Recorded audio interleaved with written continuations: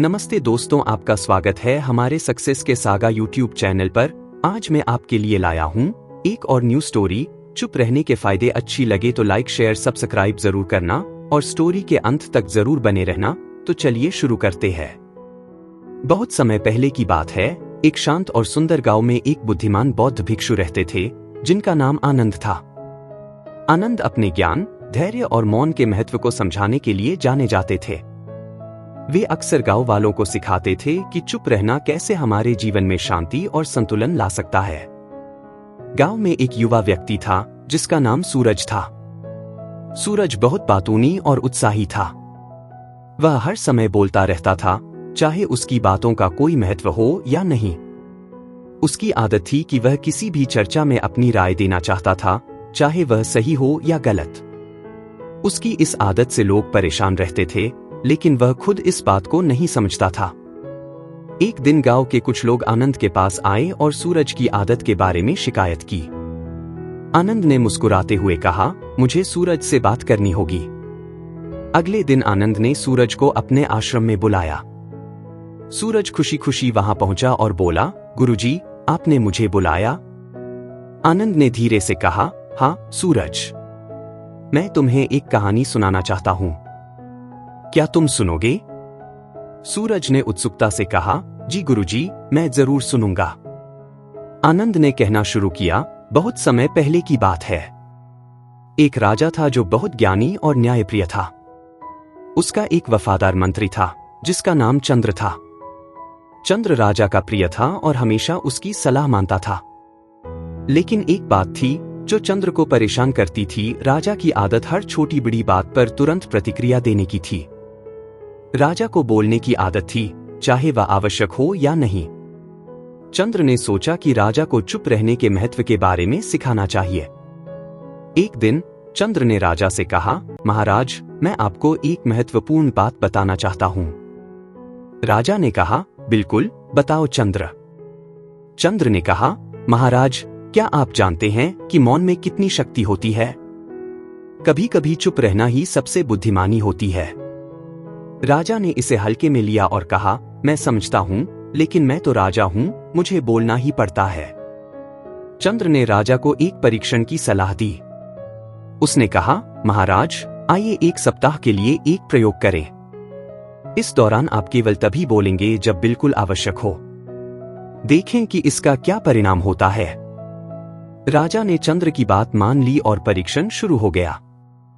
अगले कुछ दिनों में राजा ने पाया कि जब वह कम बोलता है तो लोग उसकी बातों को अधिक गंभीरता से लेते हैं। उसने देखा कि उसकी समझदारी और निर्णय लेने की क्षमता बढ़ रही है। राजा ने महसूस किया कि जब वह चुप रहता है तो उसे सोचने और सही निर्णय लेने का अधिक समय मिलता है। वह अपनी गलतियों को भी बेहतर ढंग से समझ सकता था। इस प्रयोग के अंत में राजा ने चंद्र को बुलाया और कहा, चंद्र, तुम सही थे।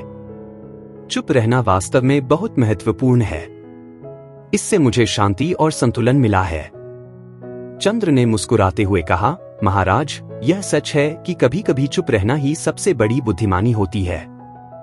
मौन में शक्ति होती है और यह हमें आत्मसंयम और समझदारी सिखाता है। सूरज ने गहराई से सोचा और फिर आनंद की ओर देखा। गुरुजी, क्या आप कहना चाहते हैं कि मुझे भी कम बोलना चाहिए और चुप रहना सीखना चाहिए? आनंद ने धैर्यपूर्वक कहा, हाँ सूरज, चुप रहने से हमें कई फायदे मिलते हैं। जब हम चुप रहते हैं तो हम अधिक सुन सकते हैं, अधिक समझ सकते हैं और सही निर्णय ले सकते हैं। इससे हमारी सोचने की क्षमता बढ़ती है और हम आत्मसंयम सीखते हैं। सूरज ने सोचा और फिर धीरे धीरे कहा, गुरुजी, मुझे समझ में आ गया है। मैं अपने बोलने की आदत को सुधारने का प्रयास करूंगा और अधिक चुप रहने का अभ्यास करूंगा। आनंद ने संतोषपूर्वक मुस्कुराते हुए कहा, यह तुम्हारे जीवन के लिए एक महत्वपूर्ण कदम है सूरज। याद रखो, मौन में शक्ति होती है। यह हमें आत्मसंयम, धैर्य और समझदारी सिखाता है। सूरज ने आनंद के पांव छूकर आशीर्वाद लिया और संकल्प किया कि वह अपने बोलने की आदत को सुधारने का प्रयास करेगा। उसने अपने शब्दों का सही उपयोग करने और सोच समझकर बोलने का अभ्यास शुरू किया। धीरे धीरे उसकी जिंदगी में बदलाव आने लगा। उसके संबंध सुधारने लगे और लोग उसे सम्मान और प्रेम देने लगे। आनंद ने सूरज को देखकर गर्व महसूस किया और सोचा कि अगर हर व्यक्ति चुप रहने के महत्व को समझे और इसका पालन करे तो यह दुनिया कितनी सुंदर और शांतिपूर्ण हो सकती है। चुप रहने के फायदे को पहचानकर सूरज ने अपने जीवन को सकारात्मक दिशा में बदल लिया और एक नई शुरुआत की।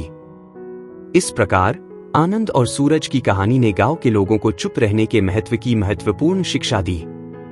सभी ने मिलकर यह संकल्प लिया कि वे अपने शब्दों का सही उपयोग करेंगे और मौन का पालन करेंगे। इससे गांव में शांति, समझदारी और संतुलन का वातावरण बना। सीख: इस कहानी से हमें यह सीख मिलती है कि चुप रहने में बहुत शक्ति होती है। मौन हमें आत्मसंयम, धैर्य और समझदारी सिखाता है। जब हम चुप रहते हैं तो हम अधिक सुन सकते हैं, अधिक समझ सकते हैं और सही निर्णय ले सकते हैं। इसलिए हमें मौन का महत्व समझना चाहिए और इसे अपने जीवन में अपनाना चाहिए।